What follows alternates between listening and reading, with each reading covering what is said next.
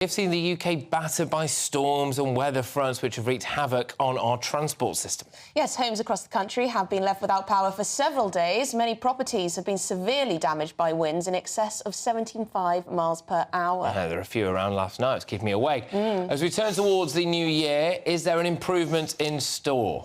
With us now in the studio to talk about the latest forecast in weather is our weather journalist, Nathan Rowe. Hello. Thank you very much Hello. indeed. Good morning. So, are we going to have some nice weather soon? Finally, it's going to calm down just a little bit. It's been horrible. We have had seven named storms since the start of the storm season, September, October. So there's quite a lot of storms packed in.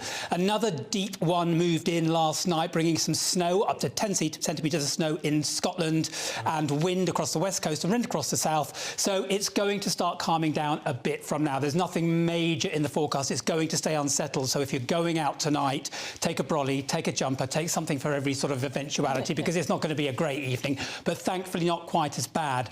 But certainly travel is going to be one to watch, with one of the busiest evenings of the year, of course. And there are some delays and things from the hangover of this very, very stormy weather we've had over the past few days. Absolutely. And do we know anything about the coming days as well? So we've got tonight out of the way. Yeah. What's around the corner? Right, it's going to remain unsettled, hopefully not as bad as we have seen. As I said, we've had a lot of very intense stormy systems being dragged in by the jet stream, our old friend the jet stream, dragging in these storms. It's going to be a bit more unsettled to the start of 2024, but also, and this is another thing that we're going to be looking at in the next week or so, is it's going to start turning colder.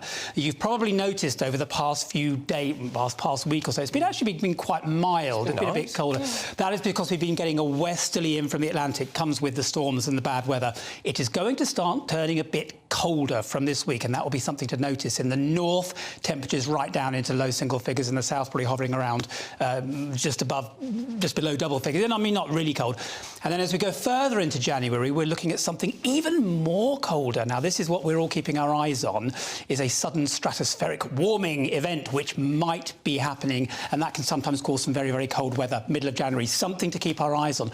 But, you know, it keeps me busy. Event can cause cold weather. Yes, but the warming, unfortunately, happens in the stratosphere, and what that does is it pushes the cold air down from the poles and over the mid-latitudes where we are. So it's called a sudden stratospheric warming. It's actually when the air falls over the North Pole, it warms, and that pushes cold air over us. It happened in 2018, if you remember the big beast from the east. Yes. In February, March, that was a sudden stratospheric warming.